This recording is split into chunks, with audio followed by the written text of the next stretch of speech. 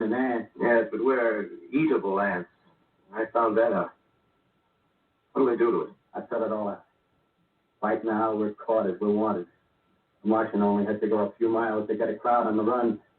If they won't keep on doing that, they'll begin catching us systematically, keeping the best and storing us in cages and things. They haven't begun on us yet. Begun? Not begun. All that's happened so far is because we don't have sense enough to keep quiet. Bothering them with guns and such stuff and losing our heads and rushing off in crowds. Instead of our rushing around blind, we got to fix ourselves up according to the way things are now. Cities, nations, civilization, progress. Yes, but if that's so, what is there to live for? Well, there won't be any more concerts. If it's amusement you're after, I guess the game's up. What is there left? Life, that's what. I want to live. Yeah, and so do you. We're not going to be exterminated. And I don't mean to be caught either. Tamed and fattened and bred like an ox. What are you going to do? I'm going on. Right under their feet. I got a plan. We men as men, we're finished. We don't know enough. We got to learn plenty before we got a chance. We got to live and keep free while we learn, see? I've thought it all out, see? What's with the rest? Well, it isn't all of us that are made for wild beasts. That's what it got to be. That's what it got to be. That's why I watched you. All those little office workers that used to live in these houses. They be no good. They haven't any stuff in them. They used to run off to work. I've seen hundreds of them running to catch their commuter's train in the morning, afraid that you can if they didn't. Running back at night, afraid they wouldn't be in time for dinner. And on Sundays, worried about the hereafter. The Martians, they'll be a godsend for those. Nice roomy cages, good food, careful breeding, no worries. Yeah, after a week or so of chasing around the field on empty stomachs, they'll come and be glad to be caught. You've thought it all out, haven't you? Yeah, you bet I have. That isn't all. These Martians are going to make pets of them, train them to do tricks. Who knows, get sentimental over the pet boy who grew up and had to be killed. Yes, and some maybe, they'll train to hunt us. Possible. Yes, they will. There's men who do it flat. One of them never suggested me, by In the meantime, you and I and others like it, where are we to live when the Martians own the Earth? I got it all figured out. To live underground. I've been thinking about the sewers. Under New York, there are miles and miles of them. And then underground storerooms, railway tunnels, subways. You begin to see, huh? We got a bunch of strong men together. No weakness. That rubbish, out. As you meant me to go. All right. Give you a chance, didn't I? Won't quarrel about that. Go on. Well, you got to make safe places for us to stay in, see? Get all the books we can. Science books. That's where men like you come in, see? We raid the museums. We'll even spy on the Martians. May not be so much we have to learn before... Just imagine this. 4 or 5 of their own fighting machines suddenly start off. Heat rays right and left. Not a Martian in them. Not a Martian in them, see? But men. Men who've learned the way how. Maybe when in our time. See? Imagine having one of them lovely things with a heat ray wide and free. We'd turn it on Martians. We'd turn it on men. We'd bring everybody down on their knees. That's your plan. You. Me. Mark. We own the world. I see. Hey, what's the matter? Where are you going? Not to your world. Bye, stranger. Well, after parting with the artilleryman, I came at last to the Holland Tunnel, entered that silent tube. Anxious to know the fate of the great city on the other side of the Hudson. Cautiously, I came out of the tunnel and made my way up Canal Street. Reached 14th Street, and there again was black powder and several bodies and an evil, ominous smell from the gratings of the cellars of some of the houses. I wandered up through the 30s and 40s, stood alone on Times Square. Caught sight of a lean dog running down 7th Avenue with a piece of dark brown meat in his jaws. A pack of starving mongrels at his heels. Made a wide circle around me, so he feared I might prove a fresh competitor. Walked up Broadway in the direction of that strange powder, that silent shop windows, displaying their mute wares to empty sidewalks. Past the Capitol Theater, silent, dark. Past the shooting gallery where a row of empty guns faced an arrested line of wooden ducks. Near Columbus Circle, I noticed models of 1939 motor cars in the showrooms facing empty streets. Over the top of the General Motors building, I watched a flock of black birds circling in the sky. Hurried on. Suddenly, I caught sight of the hood of a Martian machine, standing somewhere in Central Park, bleeding in the late afternoon sun. And same idea. I rushed recklessly across Columbus Circle and into the park. I climbed a small hill above the pond at 60th Street, and from there I could see, standing in a silent row along the mall, 19 of those great metal titans, their cowls empty, their steel arms hanging listlessly by their sides. I looked in vain for the monsters that inhabit those machines. Suddenly, my eyes were attracted to the immense flock of black birds that hovered directly below me. They circled to the ground. And there before my eyes, stark and silent, lay the Martians with the hungry birds pecking and tearing brown shreds of flesh in their dead bodies. Later, when their bodies were examined in laboratories, it was found that they were killed by the putrefactive and disease bacteria against which their systems were unprepared. Slain, after all, man's defenses have failed. Are the humblest thing that God, with wisdom, put upon this earth. Before the cylinder fell, there was a general persuasion that through all the deep of space, no life existed beyond the petty surface of our minute sphere. Now we see further. Dim and wonderful is the vision I've conjured up in my mind of life spreading slowly from this little seedbed of the solar system throughout the inanimate vastnesses of sidereal space. But a remote dream, maybe.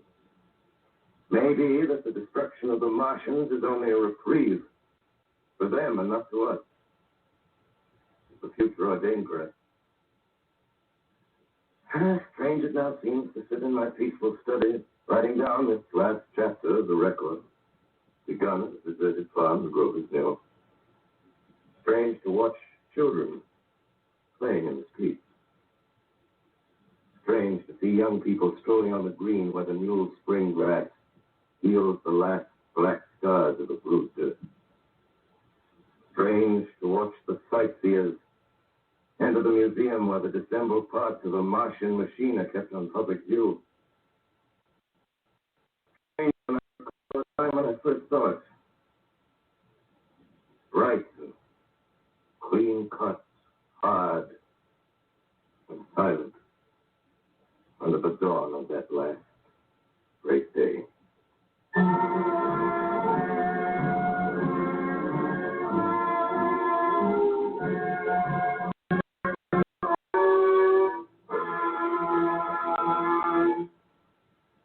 This is Orson Welles, ladies and gentlemen. Out of character, to assure you that the War of the Worlds has no further significance than as the holiday offering it was intended to be. The Mercury Theater's own radio version of dressing up in a sheet and jumping out of a bush and saying boo. Starting now, we couldn't soak all your windows and steal all your garden gates. By tomorrow night, so we did the best next thing. We annihilated the world before your very ears and utterly destroyed the CBS. You will be relieved, I hope, to learn that we didn't mean it, and that both institutions are still open for business. So goodbye, everybody, and remember, please, for the next day or so, the terrible lesson you learned tonight. That grinning, glowing, globular invader of your living room is an inhabitant of the pumpkin patch, and if your doorbell rings and nobody's there, that was no Martian, it's Halloween.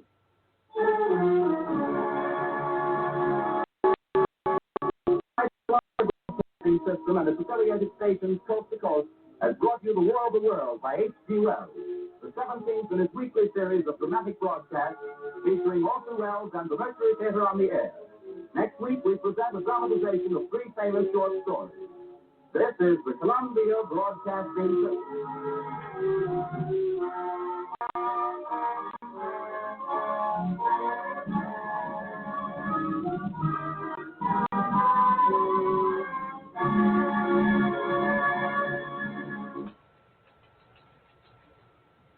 There you have it, folks.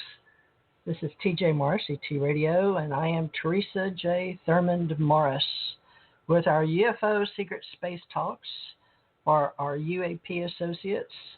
And we share the UFO Association of our members that have worked diligently to correct anything that you may have heard on this Wells fantasy of October 30th, 1938, for presentation for the next day, which was October 31st. That's right, that was a holiday special, and that was him talking as a member of a group in New York, and it was broadcast on CBS and Columbia Broadcast System. So with the way that we are now in the world, we're on a lockdown on April 5th, 2020. I thought it would be a good time to present that. Normally my regular time is 7 p.m. and people will be looking for me to show up today, at least weekly on our radio shows on Sunday, because I have Teresa J. Morris Ministries, which access American Communications Online, which has a department for all those veterans, Allied Command Organization, and all the veterans. We started as a way, once we retired, to keep in touch through the American Veterans Association, and I am one, and we have various groups that we meet around the world, and we were going to do this and share how we could get together annually and meet each other, which we did in Ohio County when we started in 2000. We started the Bluegrass events, and we had at the beginning in Ohio County, where Bill Monroe Foundation began, and I was a plank owner there. We had a lot of great music from around the world, and a lot of people show up every year, and we had built our own stage, and we had our equipment to record, and we had Dr. Mercer come up and work with the Ohio County Association for the county and the state. And as far as I know, Doc Mercer is still around. I don't know. It's 2020, and during this COVID-19 virus outbreak around the world, I don't know where a lot of people are on the planet. And so as God would have it, I like history and how we put it together and how we put folklore together in the Ace Folk Life, and how we're going to move forward in our entertainment and communications, and how we can all do our part. And I have this company, American Broadcast. It's American Communications Online as a broadcast company. I have ACIR Radio for American Culture International Relations, our Allied Command Internet Radio, both, as we build this, which this 2020, hindsight is better than foresight, has sort of stuck me in arrears on paying bills, but I don't know how we're going to get all this done so you can hear me weekly, but hopefully we'll have somebody sponsor us weekly starting in May, because April, I don't even know, maybe something out of my government check, because I'm an American and I'm retired from DOD, DON, driving a commercial truck and delivering for U.S. Treasury and Microsoft. And Bill Gates 5 years ago did a story on TED Talks, and it was very brief, but he did tell us what was going in the future, from being a major prophet. However you want to think about it, I'm here alone. I've only got enough food for one. maybe to last me a month if I don't count milk and eggs, because I couldn't even get any eggs here in